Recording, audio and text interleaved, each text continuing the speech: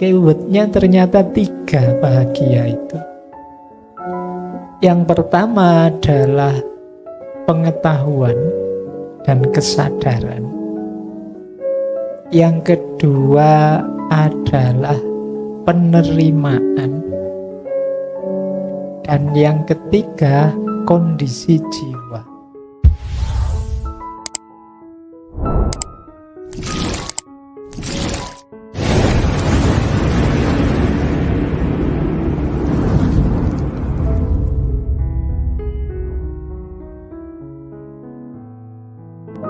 Assalamualaikum warahmatullahi wabarakatuh.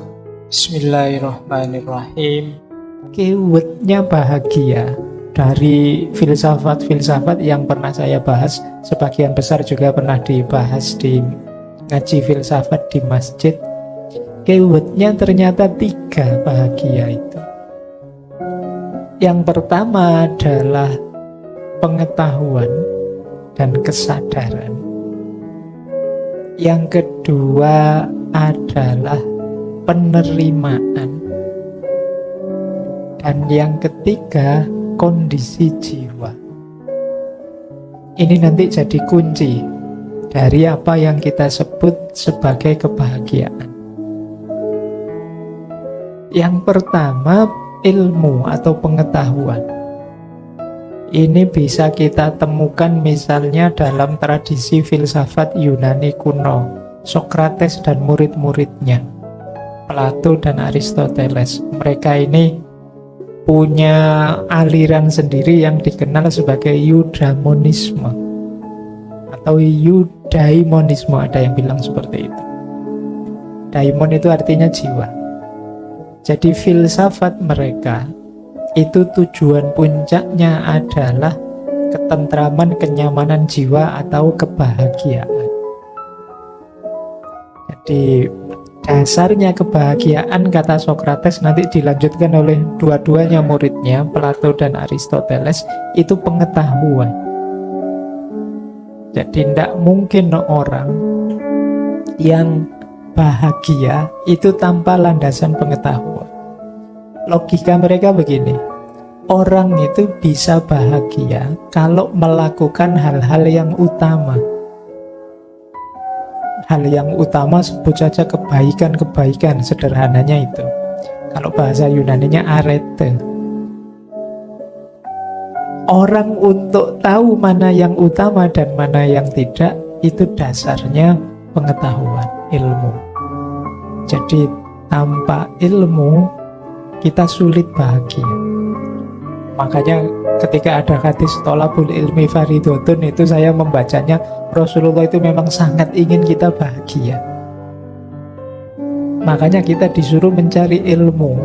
Ini bukan beban, kita diwajibkan mencari ilmu itu. Itu sebenarnya sayangnya beliau, sayangnya Allah juga pada kita, maka kita diminta mencari ilmu. Makanya dulu Nabi Adam sebelum diturunkan ke bumi ini dibekali oleh Allah, bekalnya ilmu. Wa 'allama Adamal asma'a kullaha. Demi apa? Demi Adam bisa bahagia. Jadi karena memang Allah itu inginnya kita itu bahagia. Berarti keyword pertama orang bisa bahagia itu, kan banyak Pak orang tidak pinter terus bahagia. Ya orang tidak pinter resikonya salah pilih. Pilihan-pilihan tindakannya bukan keutamaan. Mungkin saja dia menemukan sesuatu yang menyenangkan, cocok, sesuai, tapi begitu bukan keutamaan, ya nanti seperti Mas Alvin tadi, senengnya cuma sementara. Jadi seneng jangka pendek. Jadi menarik ya, seneng jangka pendek ini kalau dalam teori psikologi barat itu ada pembagian, seneng itu ada durasinya. Level durasinya itu 4. Ada yang singkat sekali, ada yang lumayan panjang, ada yang sangat panjang, ada yang tak terbatas panjangnya, tak terbatas dalam tanda petik. Kebahagiaan yang sangat pendek itu namanya pleasure, kesenangan. Itu paling cepat Saya tadi minum kopi jahe itu kan enak, alhamdulillah enak. Itu pleasure, seneng.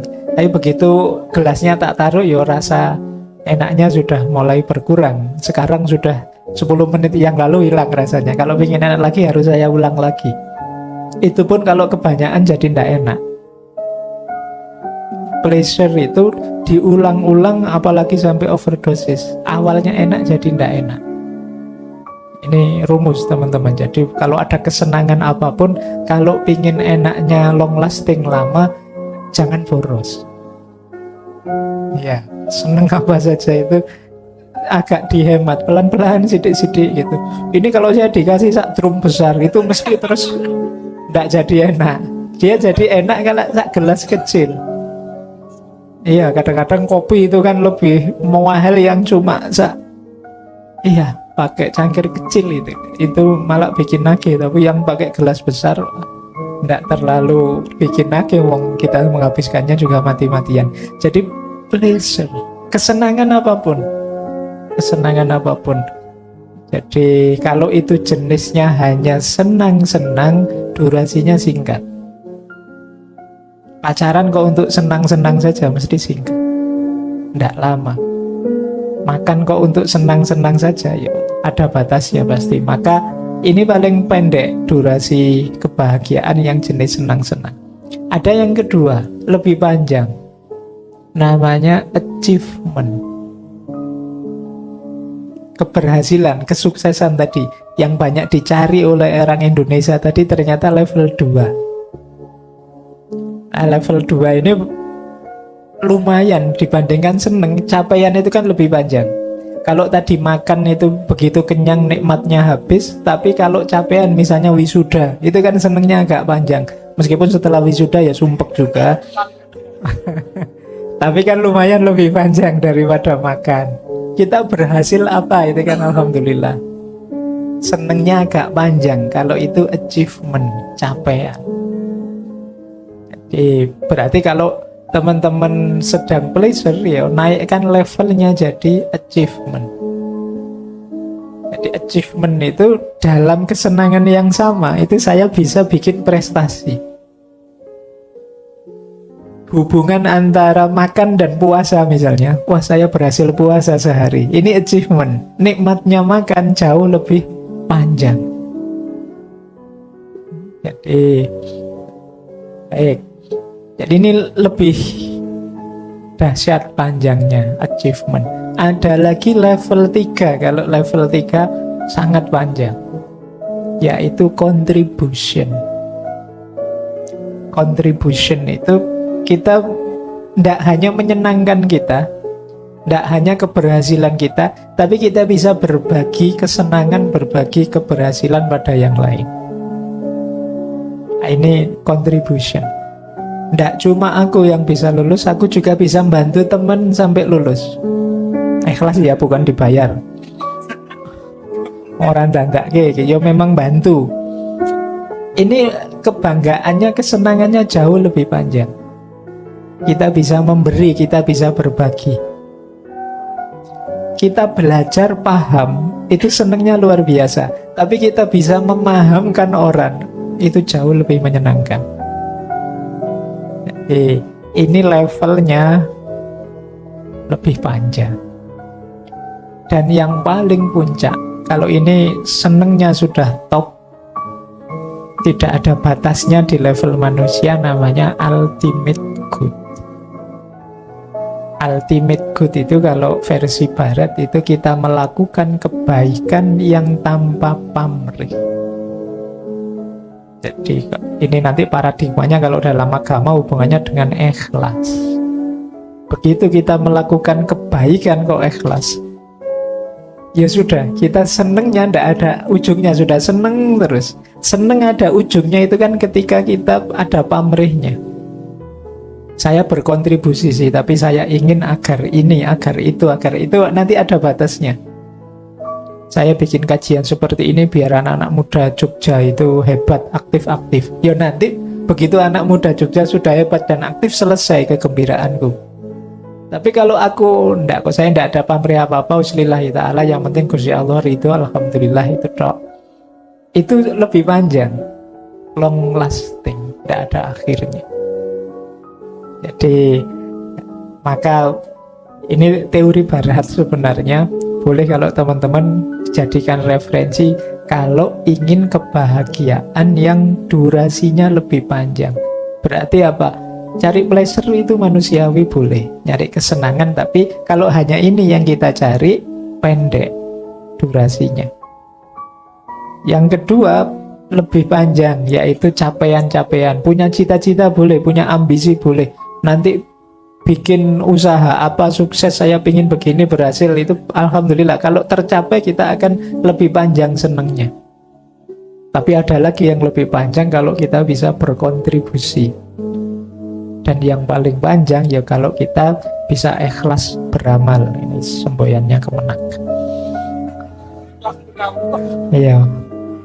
Baik, jadi ini level-level kebahagiaan. Nah, ini kalau diomongkan ini kan simple, tapi untuk dipraktekkan teman-teman pasti butuh ilmunya. Makanya tadi yang nomor 1 syaratnya kita bahagia ilmu. Kalau kita tidak bisa milah, oh ini hanya kesenangan Pak, ini baru itu ya kita sulit ketemu kebahagiaan yang hakiki. Kita mungkin tertipu oleh rangkaian kesenangan demi kesenangan yang menipu. Dan ini ya ternyata sejak zaman Yunani kuno sudah disadari, orang itu memang harus fokus pada ilmunya dulu. Setelah ilmu baru kesadaran. Kesadaran itu ilmu yang dihidupkan, bukan ilmu yang hanya dihafalkan.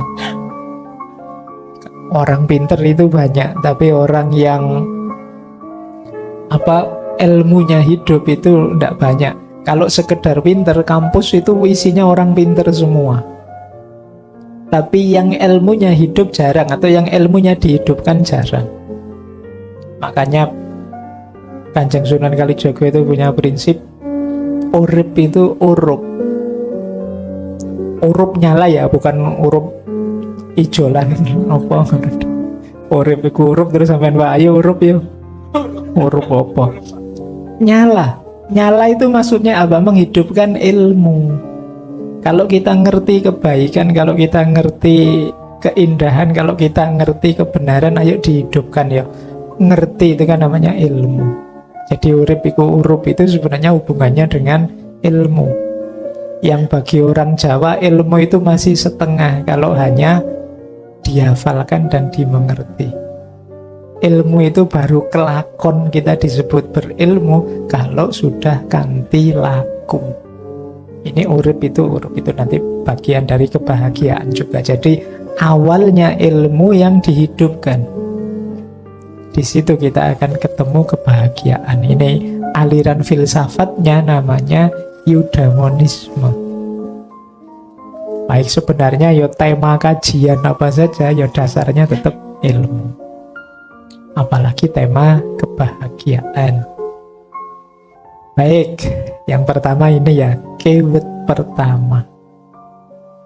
Keyword kedua, bahagia itu hubungannya dengan stabilitas mental, kondisi jiwa yang kondusif.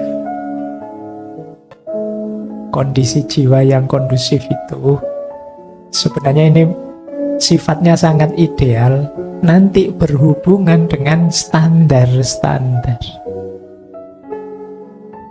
Maka kadang-kadang kalau ada orang ngomong, saya ingin bahagia Pak, sebentar, standarmu bahagia itu apa? Yang ini mungkin antar orang beda-beda. Indonesia yang sekarang melawan Argentina 0-0 saja bahagianya luar biasa. Tapi bagi Argentina 0-0 itu bencana mereka. Jadi bahagia atau tidak bahagia itu nanti berhubungan dengan kepuasan jiwa yang itu rangkaiannya dengan standar-standar.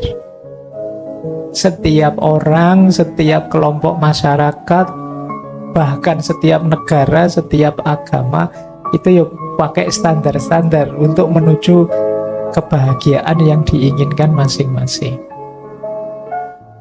Makanya Imam Ghazali itu dalam Kimia Sa'adah kan mencatat ada standar-standar yang di-ranking jadi 4 apa 5 itu oleh Imam Ghazali. Ada kondisi jiwa yang itu bahagianya dalam hal-hal yang negatif, ada kondisi jiwa yang bahagianya dalam hal-hal yang positif. Ternyata jahat itu bisa membahagiakan bagi orang yang jiwanya memang jahat. Ini menarik teori ini. Kalau tadi di ilmu itu kan kita dicegat enggak, kalau kita enggak hakiki, kalau enggak yang sesuai dengan yang keutamaan enggak bahagia. Tapi kata Imam Ghazali tergantung orangnya, kondisi jiwanya. Kalau bahagia itu kita definisikan kenyamanan, kepuasan jiwa. Itu ada orang yang memang jiwanya sudah gelap. Jadi Imam Ghazali kan menyebut orang itu yang ada orientasi jiwanya yang bahimiyah, ada orientasi jiwa yang sabuiyah, ada orientasi jiwa yang natikoh, mutmainnah, dan ada juga yang gelap, orientasi jiwa yang saitoniyah, setan. Orientasi jiwa bahimiyah itu artinya binatang ternak. Dan kebahagiaannya orang yang orientasi jiwanya seperti ini, itu ya sifatnya seperti binatang ternak. Binatang ternak itu kan makan, minum, kawin, hamil, berketurunan, terus tidak perlu capek-capek. Ada yang merawat, dia tinggal enak saja, rebahan saja. Ini orientasi jiwa bahimiyah. Itu dia bahagia kalau tercukupi, kalau kaya, kalau punya istri cantik, mobil mewah, kalau standar-standarnya ini. Ini berarti kondisi jiwa yang bahimiyah. Kata Imam Ghazali, ya, orang yang seperti ini ya standarnya standar itu tadi. Seperti binatang ternak, ya dia bahagianya dengan itu. Jadi ini menarik. Sebenarnya rangkaian kajian kebahagiaan itu harus disambungkan dengan kebenaran, nanti dipuncai dengan keadilan. Karena bahagia itu yaitu tadi ternyata mengikuti orientasi jiwanya orang yang beda-beda standar. Nanti ada yang orientasi jiwanya sabuiyah. Sabuiyah itu artinya binatang buas. Binatang buas itu cirinya kan agresif. Kebahagiaannya dia ketika mengalahkan, menundukkan, ketika dia lebih tinggi dari yang lain, ketika dia nomor satu, yang lain di bawah semua. Ini sabuiyah. Balapan untuk menang-menangan, saling mengalahkan. Ini sabuiyah. Ada yang orang orientasi jiwanya seperti ini. Jadi saya tidak sengaja kapan itu baca visi misinya banyak kampus. Ya UIN, ya UGM, ya mana-mana. Hampir semua itu orientasi visinya yang ditulis itu visi sabuiyah. Ingin unggul, ingin menang, pokoknya ya menjadi yang terbaik, menjadi kuabe pengen terbaik, itu kan berarti ya perlombaan menang-menangan. Bila perlu berkorban banyak demi ambisinya terpenuhi. Ini sabuiyah. Kalau ini tidak terkontrol ya hasilnya bisa merusak jiwa kita, merusak orientasi hidup kita tadi. Tapi kalau orang seperti ini memang bahagianya itu. Banyak loh orang, mungkin teman-teman heran ya, misalnya banyak yang nyalek atau masuk ke dunia politik modalnya besar sekali, miliaran. Jadi bisa 5M, 10M, saya kemarin diceritain sekitar itu. Loh, uang sebesar ini tuh kan besar. Kita kan mikirnya, alah mbok yo dipakai bisnis, buka cabang basa-basi yang baru kan lebih enak ya Pak Edi, daripada alah masuk gitu dapat. Loh, kok mau-maunya orang begitu? Orientasi jiwanya memang ke sana. Itu yang disebut sabuiyah. Kebahagiaannya ketika dia menang atas yang lain. Cuma ini tidak berlaku bagi yang sepak bola ya. nanti sepak bola ngalah-ngalahan nggak enak. Oke, sepak bola ya memang biar menang, tapi kan nggak satu-satunya itu. Kan nggak lucu sepak bola masuk. Monggo kalau mau dimasukkan, karena kan nggak enak. Nah, ya kan nanti yang mau dimasukkan, wah mboten sungkan saya monggo anu saja, ya nggak seru. Ya sepak bola ya sabu iya lah, menang-menangan. Kalau sudah menang ya selesai, nggak pakai bangga-banggaan, dan itu bukan puncaknya capaian. Kita sering tertipu di situ karena kita menggemari apa itu dianggap puncaknya capaian itu ketika menang mengalahkan yang lain. Ini sabu iya. Yang stabil memang yang mutmainnah. Nanti saya jelaskan tersendiri yang mutmainnah ini. Tapi yang banyak juga kata Imam Ghazali yang saitoniyah. Saitoniyah itu yang kebahagiaannya adalah ketika musuhnya, orang yang dia benci, hancur, rusak, ndak apa-apa kalau aku juga ikut hancur, rusak. Cirinya orang saitoniyah antara lain kata Imam Ghazali, kalau dia batinnya dengki, hasad. Orang dengki itu kan segala cara ditempuh biar orang yang dia dengki hancur. Aku kalah juga ndak apa-apa, aku rusak ndak apa-apa, aku keluar modal banyak ndak apa-apa asal dia hancur. Ini setan. Setan itu kan waktu oleh Allah ditegaskan kamu tempatmu neraka, itu ya dia ndak apa-apa sih, tapi beri saya waktu untuk menyesatkan sebanyak mungkin anak Adam. Dan ternyata yo di antara kita yo banyak yang perilakunya setan. Contoh paling sederhana, misalnya banyak hoax kita temukan di medsos. Itu loh yang bikin berita bohong itu kan tahu kalau itu bohong. Nggak apa-apa bohong, yang penting musuhku jatuh namanya. Ini setan saitoniyah. Jadi kebahagiaannya ketika musuhnya hancur, bahwa itu resikonya batinku rusak, hubunganku dengan Allah hancur, nggak masalah, yang penting musuhku hancur. Ini saitoniyah. Jadi ternyata bahagia itu ya coba dicek kondisi jiwa masing-masing orang.